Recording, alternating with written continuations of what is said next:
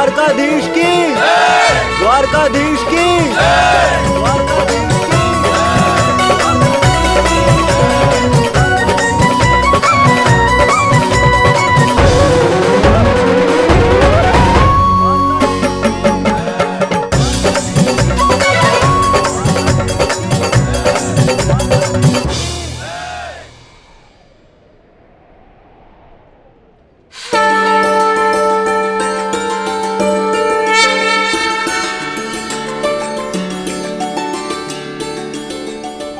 देखिए, आपकी प्रतीक्षा पूरी द्वारका नगरी कर रही थी। आज आप अपना वचन पूर्ण कर लौट आए हैं।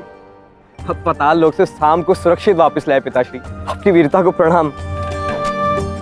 सांप, मेरा पुत्र।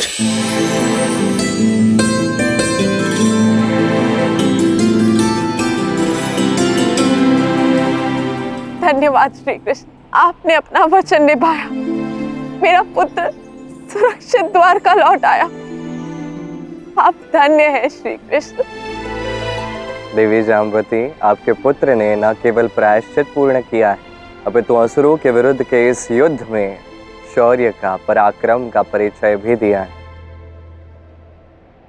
हाँ, किंतु स्मरण रहे सांप, ये त्रुटि दोबारा दोहराना नहीं, क्योंकि फिर कान्हा भले ही तुम्हें क्षमा कर दे, किंतु मैं तो कदापि नहीं कर पाऊंगा। तुम ही हो जिसके कारण कान्हा और मुझे पाताल लोक तक जाना पड़ गया। हाँ अरे सांप, मैं भी कितनी चिंतित रही हूँ।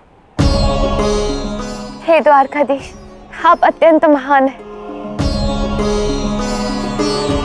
कृष्ण ने पाताल लोक पर विजय प्राप्त की है। हम सभी को विजय उत्सव मनाना चाहिए। विजय उत्सव तो मनाया ही जाएगा, और केवल यहाँ नहीं, स्वर्ग लोक में भी मनाया जाएगा। मैंने देवी अदिति को जो वचन दिया था उसे निभाया है। अब इंद्र का राज्य अभिषेक शेष है। देवराज, अपने सिंहासन को ग्रहण कीजिए। वासुदेव श्री कृष्ण ने अपना वचन पूरा कर देव सत्ता की रक्षा की है। हाँ अग्निदेव, श्री कृष्ण की अनुकंपा से ही पुनः देवलोक हमारा हुआ है, और स्वयं श्री कृष्ण की आज्ञा से ही मैं ये सिंहासन ग्रहण करूंगा। कृष्ण, तुम पृथ्वी से स्वर्गलोक के इंद्र का अभिषेक करोगे? हाँ, क्यों नहीं।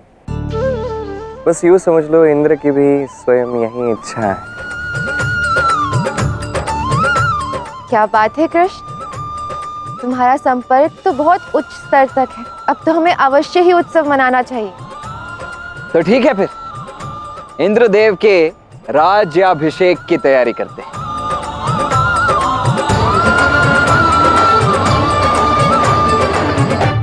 मैं तो यहाँ पिताश्री को कलंकित करने आया था,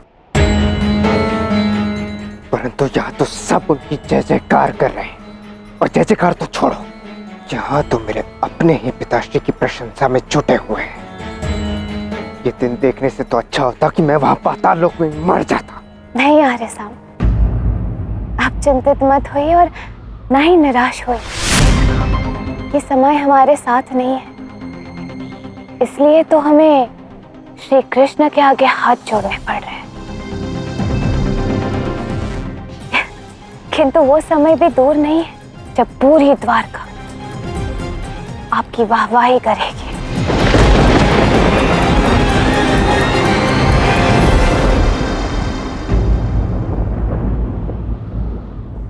अच्छा, तो अब इंद्रदेव का राज्य अभिषेक करने की बात कर रहे हैं। वाह, क्या सटीक योजना है द्वारकाधीश की, त्रुटि रहित।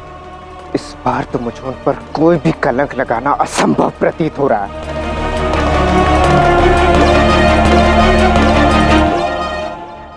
सुंदर, श्री कृष्ण ने पुनः सब कुछ संतुलित कर दिया सृष्टि में। अभी नहीं गौरी, अभी एक कार्य शेष है श्री कृष्ण के लिए। कौन सा कार्य? समय के साथ आपको भी ज्ञात हो जाएगा देवी।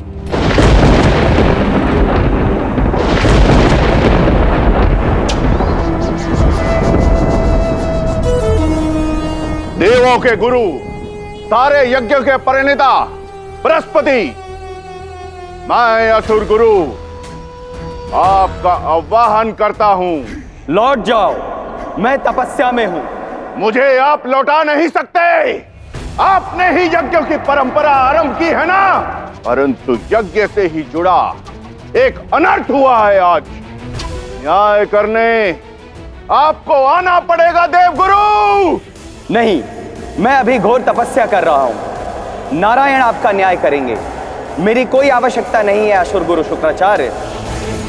यदि इस अन्याय करने में नारायण का षड्यंत्र है तो वो कैसे न्याय कर सकते हैं? आपको प्रकट होना होगा देवगुरु बृहस्पति।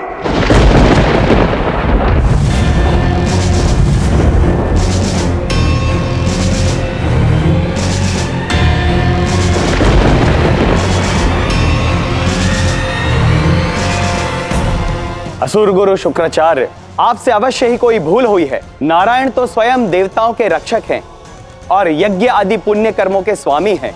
वो किसी के साथ अन्याय नहीं कर सकते। देवगुरु, आपके ज्ञान की कोई सीमा नहीं। आप स्वयं दिव्य दृष्टि से देखिए और निर्णय लीजिए किसने अन्याय किया है। यदि आप सत्य कह रहे हैं तो वो चाहे नारायण ही क्यों ना हो, उन्हें भी अपने कर्मों का फल भोगना ही होगा, क्योंकि यही विधि का विधान है।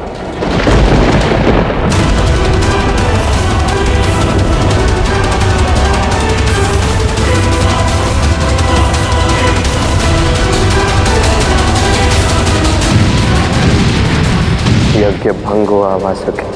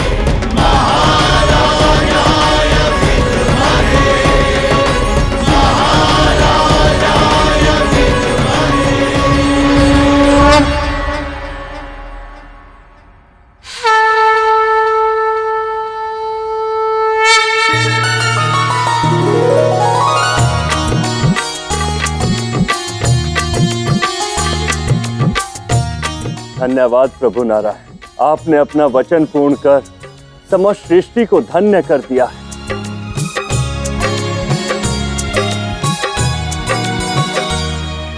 कृष्ण, तुमने अपने दिए प्रत्येक वचन का पालन किया है, उसे पूर्ण किया है। तुमने 2 माताओं को उनके पुत्र लौटाए हैं और देवराज इंद्र को उनकी सत्ता पुनः लौटाई है।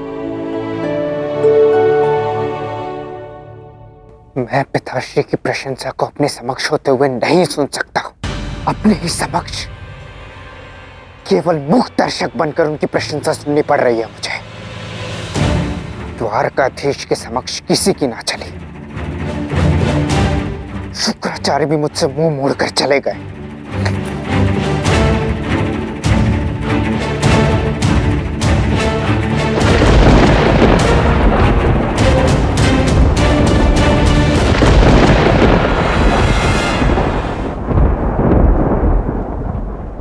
ये अचानक चारों दिशाओं में प्रकाश कम क्यों होता जा रहा है? कृष्ण से घोर पाप हुआ है।